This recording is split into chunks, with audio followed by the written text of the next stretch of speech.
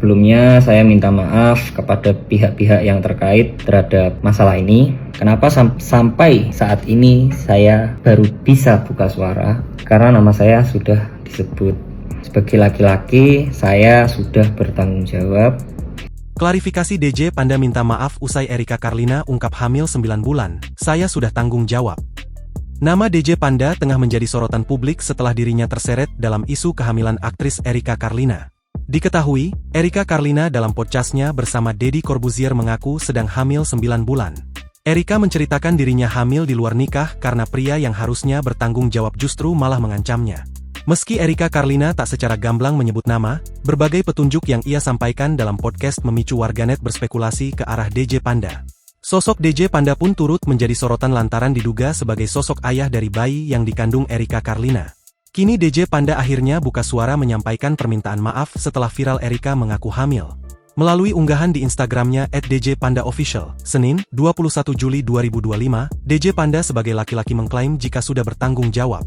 Saya minta maaf kepada pihak-pihak yang terkait terhadap masalah ini, kenapa sampai saat ini saya baru bisa buka suara karena nama saya sudah disebut. Sebagai laki-laki saya sudah bertanggung jawab maka setidaknya izinkan saya untuk menceritakan kronologi dan meluruskan beberapa hal, ujar DJ Panda. Lebih lanjut, ia menceritakan awal perkenalannya dengan Erika Carlina melalui live TikTok.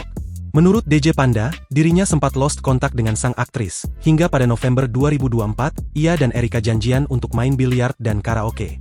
Tak sampai di situ, DJ Panda mengaku diajak Erika ke kediamannya dan bermalam di sana, bukan tanpa sebab, ia mengungkap kondisinya saat itu sama-sama mabuk. Pada saat itu saya sudah merasa mabuk karena saya sudah tidak pernah minum alkohol lagi dan saya sebenarnya nggak doyan sama alkohol. Dari sana kita lanjut lagi sampai private room minum-minum lagi karena aku udah mabuk banget tuh. Kita diajak pulanglah ke kediaman Erika, dibilang jangan pulang, kita mabuk di sini aja, jelasnya.